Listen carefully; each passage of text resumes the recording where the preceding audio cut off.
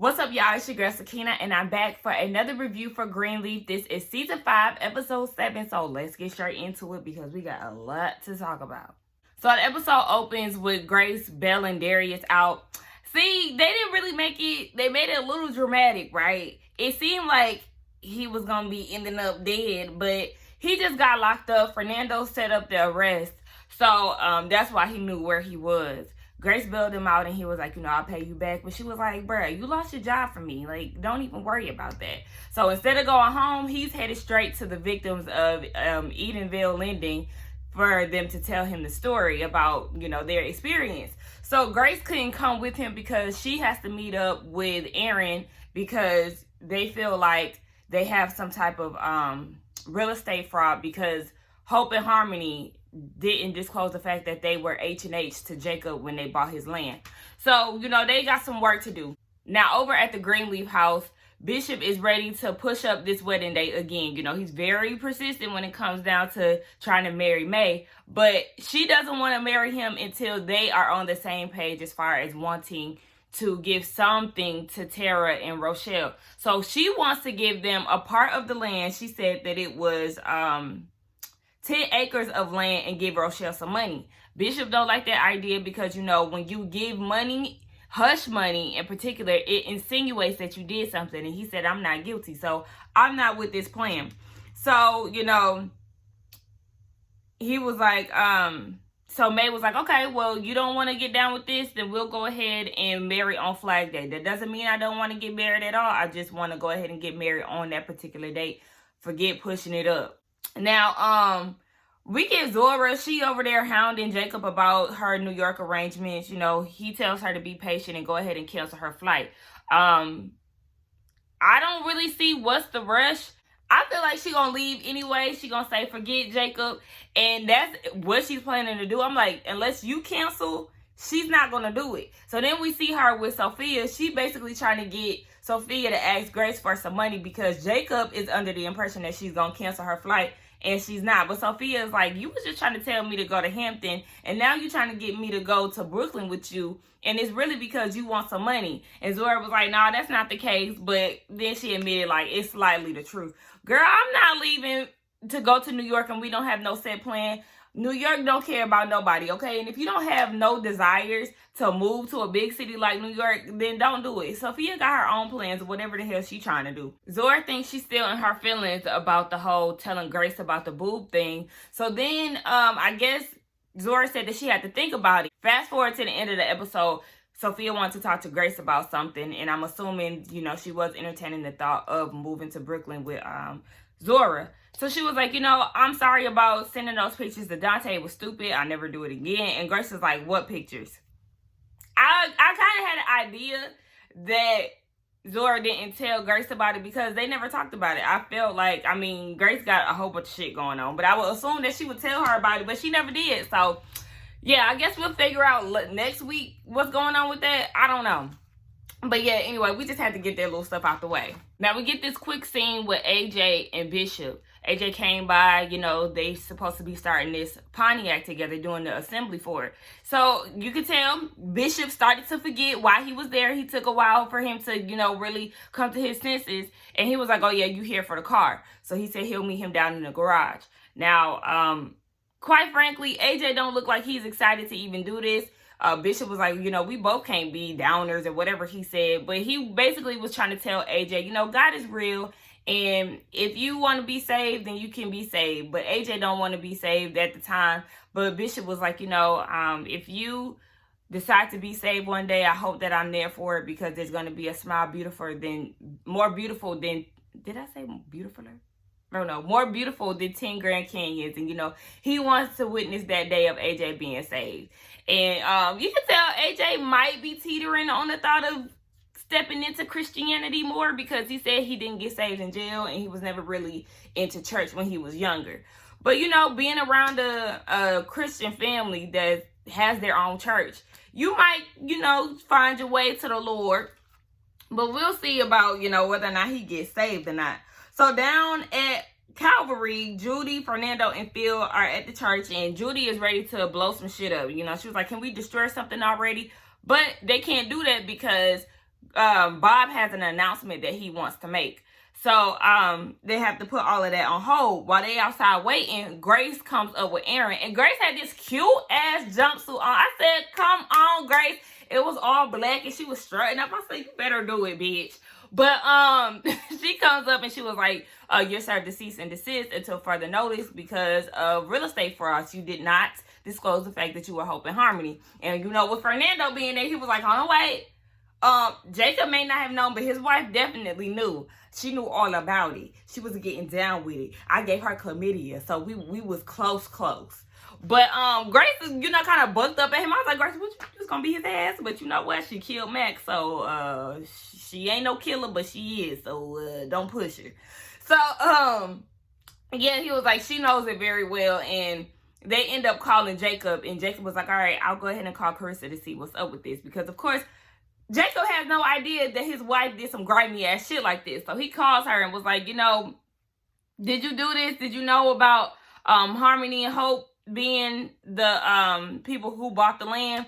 And she couldn't even say nothing. She couldn't even confirm or deny. Like, I forgot what she said, but Jacob was like, wow, thank you. Like, he started holding the phone like it's a damn walkie-talkie, next tail chirping and shit. I was like, oh, you big man. Okay, Jacob. While Grace and Noah was out there, Noah had came up and was like, I found the caretaker. So him and Grace end up going down to the caretaker's house. His name is Otis. You know, he real old and white. He's white, and that beard is white as hell. That's how you know he old as hell. But anyway, yes, his house looked like Giselle's house from Real House of Potomac. Like, if you look at the front of his house and then look at Giselle's, I was like, girl, this your house minus the color. You know, her house is white. That damn house. But anyway, he said that he would hear Miss Davis and Daryl. Is his name Daryl or Darnell? I always get the damn man's name wrong. I think it's Darnell. Whatever. They was arguing, and they argued all the time. So, you know, he would try to act like he had some things to do in the house just to kind of protect her, because they would be arguing all the time to where he feels like he might lay hands on her, you know. And she would told him, Daryl, like, don't come around here if you can't be respectful. But he would pop up at any time of the night. And he was like, you know, I always used to question why this poor black man felt like he could talk to this rich white woman like that. Because he can. So then Grace was like, well, were they lovers? And he was like, nah. And Grace was like, well, why you feel like that? Is it because this a black man? He was like, no, I hope they wouldn't be lovers. But he, you know, he's a little hesitant at first. But he was like, you know, I guess I could tell y'all since she's dead and gone. But Mr. Sir was her son. And it's like, ooh, wait. So Rochelle and them is really fighting for this land because they have ties to this shit. Bloodlines. So, you know, they all looking confused and stuff. And I was like, ugh. Y'all know, y'all be piece of shit together, right? Because I thought that they would be lovers. I thought that's the angle that they was going for. But some of y'all did say that they probably had some type of connection to Basie, and y'all was right. Y'all so smart. Look at y'all. I love it. So,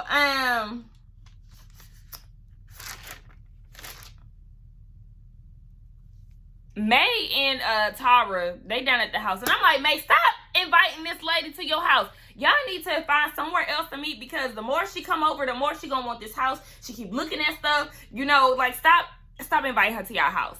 So they talking, and Mae, you know, proposes this idea of the 10 acres and giving Rochelle money. So Tara was like, okay, is Bishop down with this idea? Of course he's not. But, you know, she wants to go ahead and get this on board. And they was like, or Tara was like, you know, Rochelle is not going to go for this. She wants victory. She doesn't want anything short of that. So then Mae was like, I'm trying to make this work, bro. And she was like, I'm trying to make it work too. But don't forget, our daddy is the one that died, and his name is on that original will. So we are not in this together.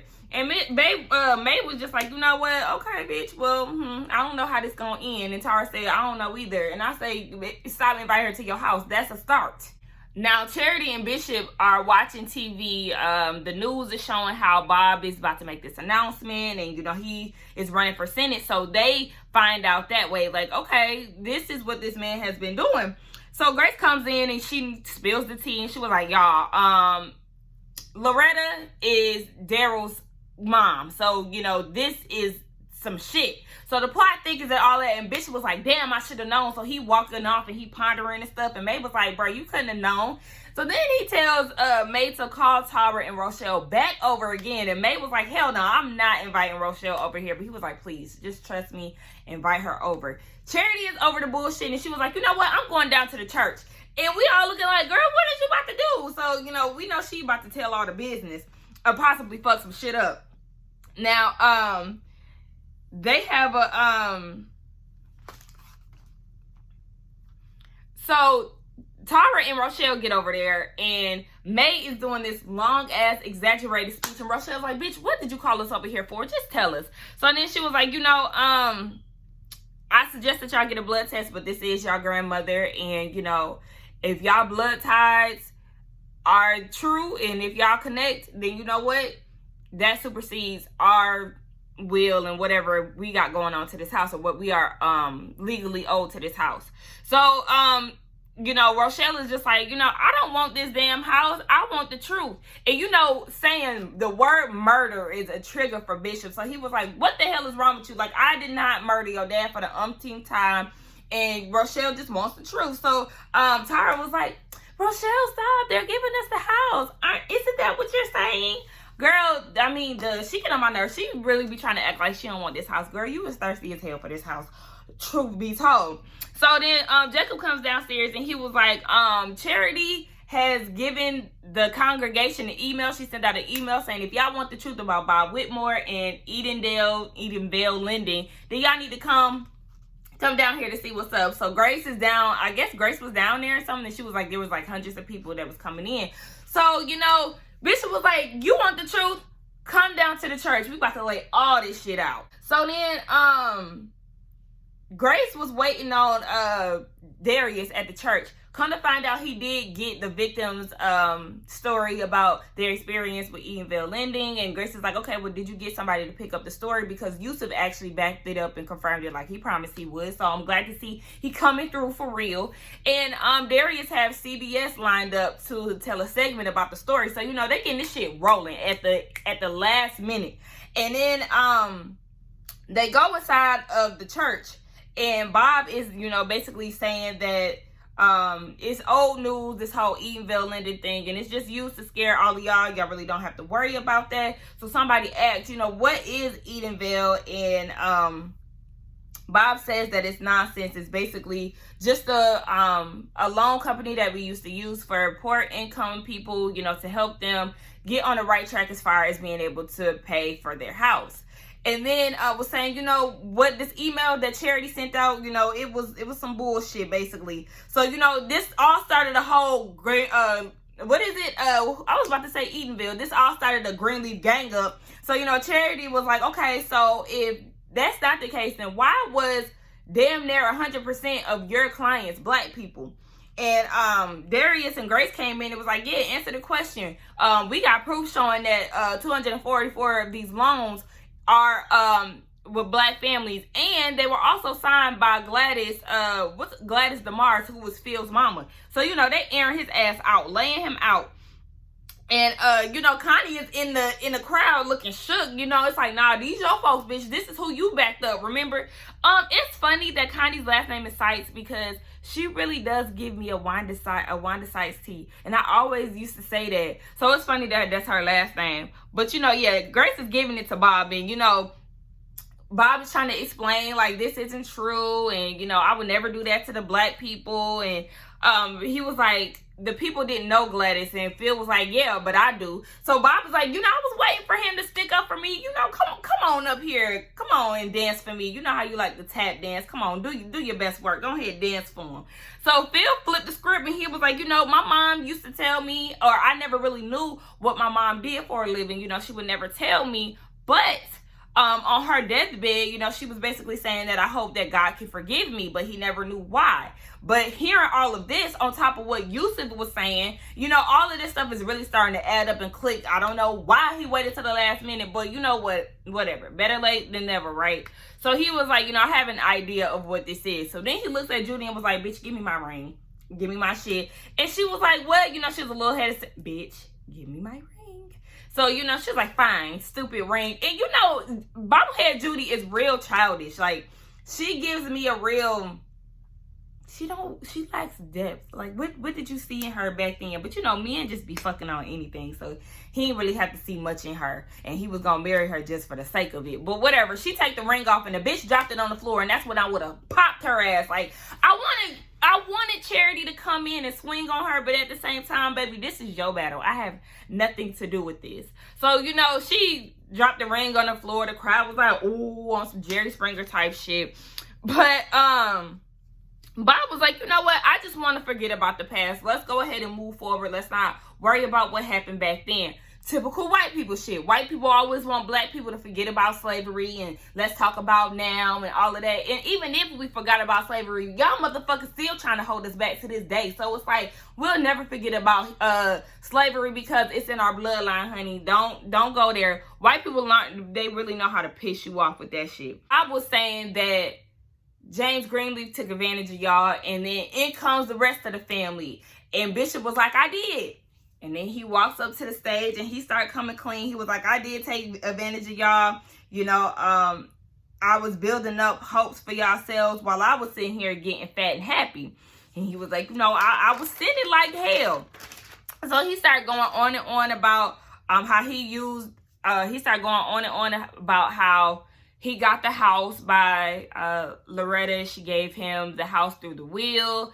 And that Mac proposed this idea because she was childless. She didn't have a family. You know, she wanted to do something good to this house. So Mac was like, come down there and, you know, talk to her about this. Remember, I thought that he was going down there because she was sick. You know, usually when people are sick, they call for a pastor or something like that.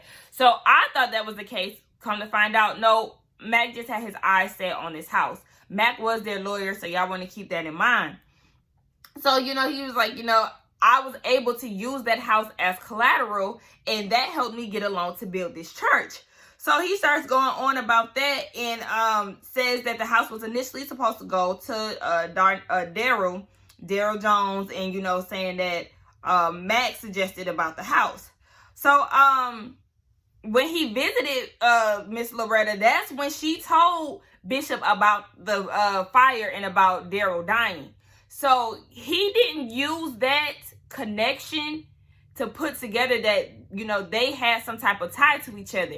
He was just so caught off of what can be with the house. And, you know, the house is beautiful. It's a whole estate. So he didn't use that connection, and he was blinded by what he can get by this house. So, he said, you know, wealth and power blinded him and he lost his way. And you know that the congregation ended up paying the price for it. You know, so he just letting it all out. Bob tried to interrupt him, but he was like, nah, I still got more to say. So he was just saying, you know, I have to repent for all these sins that I've, you know, came across or that I've done throughout the years. And he was just basically saying that he failed the congregation, and, you know, he was supposed to basically show them the way or show them what God could do and all of this stuff. It was a whole lot, and my mind is rambling right now. But yeah, that's basically what he was saying. And then Corinne stepped in and was like, you know, you showed us way more than that. And that's when the whole congregation pretty much started to back him up.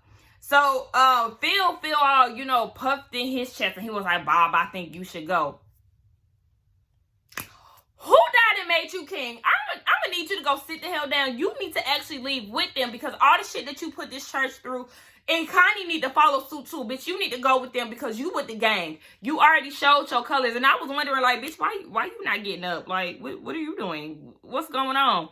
So yeah, everybody, you know, started to back up the Greenleaf family, and then before Bob could leave, Bishop was like, baby, your days are numbered, Bob. I already told you that. So they walking out. And Charity starts singing Amazing Grace. So the whole congregation, you know, joined in. And then Mae and the rest of the Greenleaf family got up to the stage, and they started to, you know, circle around Bishop. So as they're doing all of this, we see that Rochelle is leaving. Now she's leaving, and Grace comes out. And I totally forgot that they actually worked together. Remember when that Grace was trying to get that white lady off for killing that man? And her kids was locked up or sent away. So she was like, she stopped Rochelle and was like, you know, are you done? Rochelle wanted nothing more. Like she said, I never wanted the house. I just wanted what I got today, which was the truth. Like, I'm not happy about it, but that's all I wanted. So then as she was getting ready to walk away, Grace was like, thank you. For what? Thank you for, AJ. I assume that you gave AJ Noah's number to fuck with me. And she was like, yeah, I did. And I basically did it because I wanted you to know that there's somebody out there that sees through all your bullshit and knows that you ain't no perfect than nobody else. So she was like, I heard you loud and clear. I got the message. But she was like, it ended up being a blessing. And Rochelle was like, God uses everybody, even an evil sinner like me. And she walked off into the sunlight. But, I guess it's the end of Rochelle. I mean, it's the end of the damn show. How did I even think, sidetrack, how did I think that we was going to have 10 episodes? Like, once the previews was like, series finale next week, I said, oh, why didn't I use my brain? Like, I was just thinking that we was going to get 10 more. I mean, I was sadly mistaken, obviously, but whatever, we about to come to an end. We about to wrap this up. But after all of that is done, Charity is walking and Phil stops her and was like, can we meet up tomorrow to talk? And she was like, you know what, baby, nobody has broke my heart like you. Not even Kevin with him coming out the closet, honey. You hurt me to the core, okay? I'm not trying to hear what you're saying. And she was like, yeah, I'll never trust you with my heart again because you broke that shit. And she walked away. And I was like, finally, Charity to put herself first. She wasn't harping on no damn man because as we know, she been chasing dick since the series started. When it came down to Kevin trying to make him have a baby, the man was obviously gay. When it came down to the man she went on tour with, I was like, he looked a little zesty himself, but he was playing you in broad daylight. And then you get Phil, who left you down at the altar before even getting there, have you looking dumb. So I was like, finally, she was walking away and she was smiling. It's like, girl, I'm so proud of you. You're going to find that man that you deserve, girl. Fuck all of that. Because if he loved you, he wouldn't have did all that shit. Talking about some, I love you. Boy, get the hell out of my face with that shit. So then, Grace and Darius are in the car. And they find out that Bob actually stepped down from H&H. CBS had gave him the news. So then, Grace is like, thank you. She real happy and all of that. She grabbing his hand. They hold hands and shit. They start kissing. And he was like, come on, let's just take this to my house. And she was like, nah, Sophia got to tell me something. I got to go. And he was like, all right, well, we can meet up tomorrow. And she get out the car grinning and shit. I said, Grace got the juice, bruh. She really got the juice to be doing it to these men. I don't know what's going to happen with her and Noah. But that extra bedroom, sir, will not be occupied by her. So then we see... So then we see Mae, trying to get all spruced up. She got her mature lady lingerie on and she putting perfume on, trying to get all gussied up for gussied up for Bishop. So she goes in the room and she's like, James, I feel like we should go ahead and get married tomorrow. Let's not wait. I know I was tripping, but let's go ahead and do it. And while she's saying all of this, he's sitting at the edge of the bed and he's not moving. She was like, don't be crass. Like, come on. Let's do it. Don't act hard up on me now. And once she realizes that he's not moving, she was like, okay, wait, something's wrong. And you can see one side of his face is moving. Obviously, he's going through a stroke. So she was like, oh my gosh, what's wrong? What's wrong? And she was like, I'm about to call the police or call, 911. So, he was requesting that she have a pen. So she gets him a pen and he writes down, I do. It's just so sad, y'all. This part was so sad. He wants to marry her. Of course, he's not able to do that because he's going through a stroke. He can't say it. So she starts to call for Grace. Of course, they live in this big-ass mansion. So can't nobody just hear you yelling. And when she calls the police, she calls the ambulance. Why I keep saying police? She calls for an ambulance to come to the house. She was like, please stay with me. Stay with me. I love you. I love you so much. And then he ends up dying. And she starts screaming for help and the screen blacked out. And that was the end of the episode. Y'all, that part was so intense for me. Like, my heart sunk. Like, oh my gosh, I think this is really it. Because, we thought that it was it for Bishop when he had passed out down at the church. But no, he had a second chance at life. And it's just so unfortunate because I need black men especially to understand. Remember, throughout the season, she kept trying to tell him, get a checkup, get a checkup. He never wanted to. He was totally against it. He was putting other things before his, his health. And it's just like, oh my gosh. All of this could have possibly been prevented had he went to go get checked up. And Mae seen the signs, but you can't make somebody go. I mean, she could have put his ass in the car, but I think that Bishop is dead. But yes, y'all, that was the end of the episode. It was a really good episode. I was here for the Greenleaf ambush down at the church. I was like, yes, y'all better shut all of this shit down. But yes, the church is still up and standing, and we see next week that it looks like they're gonna have a home going for Bishop. One more episode left, y'all. I ain't ready. And I'm interested to see what this spinoff is going to be about. But who knows? This little piece irritates me. I know that's going to irritate y'all too. But yes, that was the end of the episode, y'all. Please don't forget to like, comment, and subscribe to my channel. And I will see y'all in the next one for the series finale.